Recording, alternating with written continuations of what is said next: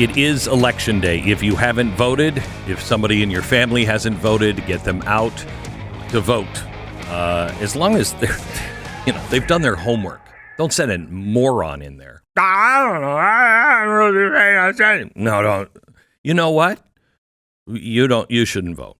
Now, there's, according to the Daily Caller, 5 key bellwethers to watch on Election Day. And I want to go over them with Stu because Stu is the guy who watches all of these numbers. And yesterday, you predicted a Trump victory. Yeah. I'm very hesitant Trump victory. I'm very undecided. You didn't do that last in 2020. You said we weren't going to win, right? In fact, 2020 got the electoral count exactly right. 306 electoral votes for Joe Biden. And everyone hates you when you say that. I know. But that's what I thought was going to happen. Yeah. It wound up coming true, but this time I'm not nearly as sure. I don't have a really strong opinion. I got to we did our show last night on Stu Does America, our final predictions, and I got to those swing states, and a couple of them I have a vibe on. A couple of them I'm kind of just guessing. I mean, really, I hate to say it that way, but it's kind of where you are. You're taking your vibes. You're kind of encapsulating 18 months of campaigning into a feeling. Yeah. And I think a lot of people are going to do that today. I would not bet money on who's going to win. She can win this election. But also there's a good chance that one of these two candidates sweeps all 7 of these swing states and winds up with what feels like an easy victory. It won't be. I don't think it will be an easy victory. If you start seeing someone taking out states, those fringe swing states, New Hampshire, Virginia for Trump, going the other way, Texas for Kamala, Florida for Kamala, Iowa for Kamala. If that stuff starts happening, that's a blowout. That's a blowout. But these 7 swing states, if they all go to one of the 2 candidates, I don't think it's going to be too much of a blowout. It's going to be I'm very, very undecided on it. I came up, my final count was 291 electoral votes for Trump. But as I was putting it together as a final prediction yesterday for the show, I reversed myself on 2 or 3 states multiple times. And that is not, when you're doing that, I've been watching this obsessively for 18 months. And an hour before I go to the air, I'm reversing states. That tells you that we don't know. So here are the things, and I'd like to hear your point of view on this. These are the things you should watch for. Early returns in Pennsylvania. It is probably one of the most important states, likely a tipping point. You lose this one. I mean, you can do it, but it's very hard. Yeah. Especially for Trump. I mean, Kamala needs it, you'd think. Yeah. If Trump can get it, he's probably winning this election. Right. This is why, Kamala was out knocking doors last night, quote unquote, knocking doors. Somebody else was knocking the door. Kamala supporter. Or like the part where they were like, hey, Kamala goes up to the people. Hey, they want to film you coming out. Will you go back in and I can knock on the door again? The fact that sort of stuff is happening. Just so bad. What a perfect last minute encapsulation of the Kamala Harris campaign. Yeah, just fake. Perfect. All of it fake. So Pennsylvania, 80,000 votes in Pennsylvania decided 2020. 90,000 Amish in Pennsylvania, also 80,000 truckers in Pennsylvania that didn't really turn out last time because a lot of them were on the road. The GOP has been all over that, make sure that they have, ballots, mail-in ballots. Also, just this weekend on the other side, the Harris campaign knocked on almost 1 million doors. 807,000 doors were knocked. In 2020 in Pennsylvania, Democrats had the advantage of more than 1.1 million mail-in ballots. They knew a couple of weeks before we are going to win. Today, the Democrats only have an advantage of 400,000. That's a 700,000 vote swing that they're down, and that is good if people show up today to vote. Virginia is also another one. Harris is probably going to win Virginia, but if Donald Trump picks up Virginia, that's a big deal. If he loses Virginia under 5 points, that's also a big deal. Yeah, if he can keep it within 5 points, I think he's probably going to win the election. Yeah. And we should know that pretty early, shouldn't we? Yeah, the polls close relatively early. It's not one of those states that takes a month to count typically, though. Right. Well, that's not going to be instant. It's not like, again, Florida is the gold standard here. Florida, which is shocking after 2000, but they actually fixed their system. They're the ones that are going to give you the first results. But Florida also isn't always the best bellwether.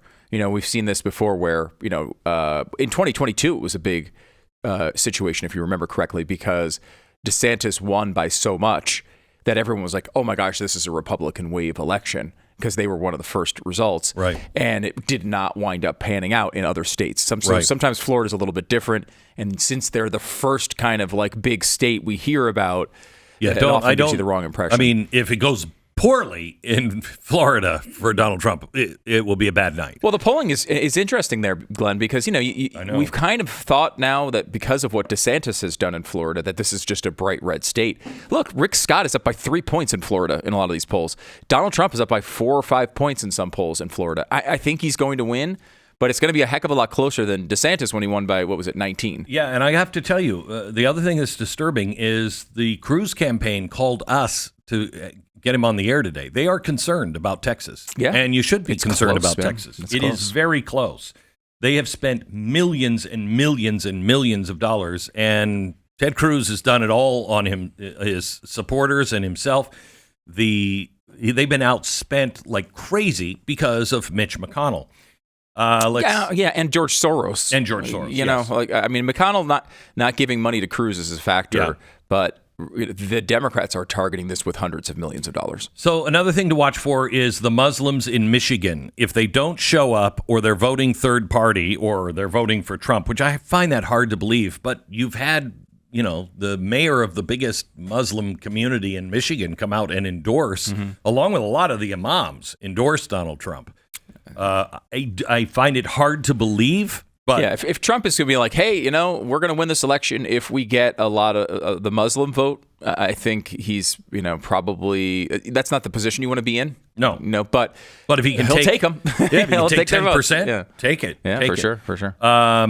The pitch to suburban women. Now this goes down to Iowa.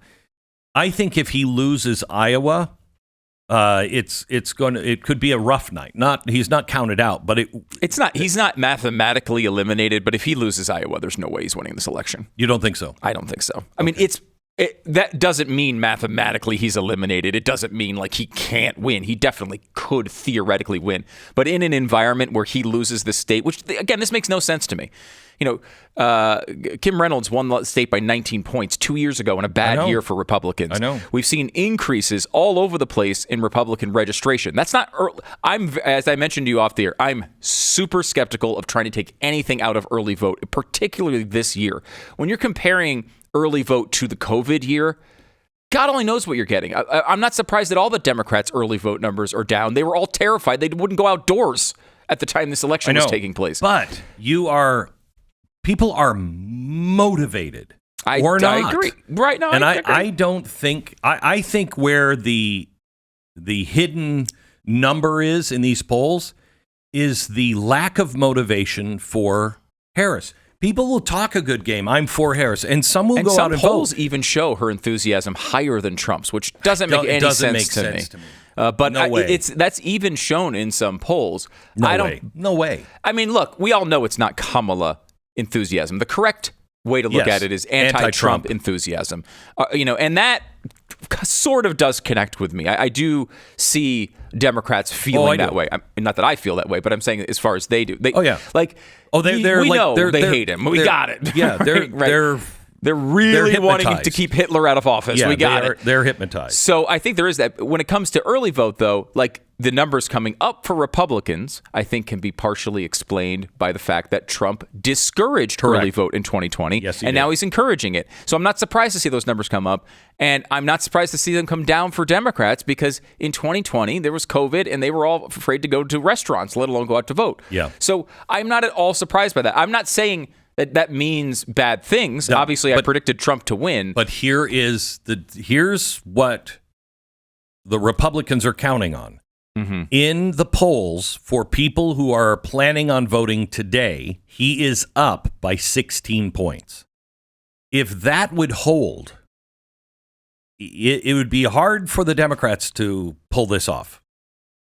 You disagree with that? You may be right. I don't have a spreadsheet out to make a prediction like that. I have not. I don't know. It's possible. You're right. I don't know, though. There's so many factors that go into this. And the other part of it that we don't know at all from early vote, one important thing, we have no idea who any independents voted for. I mean, we don't have any idea who anyone voted for, but we assume the Republicans vote for the Republican, Democrats vote for Democrats. Independents, we have no indication whatsoever, right? We have no indication from early vote what independents did.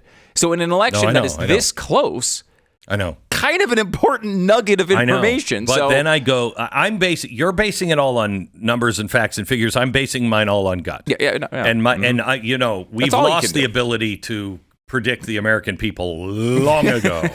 But I'll explain it at the top of next hour why I feel as strongly as I do, with the one caveat: I don't know if I can predict the American people anymore. I don't know. I mean, our education system has turned out morons and idiots that don't even know what it means to be a republic versus a democracy. So nobody knows our institutions. Nobody knows why this was founded this way. So maybe they don't get it.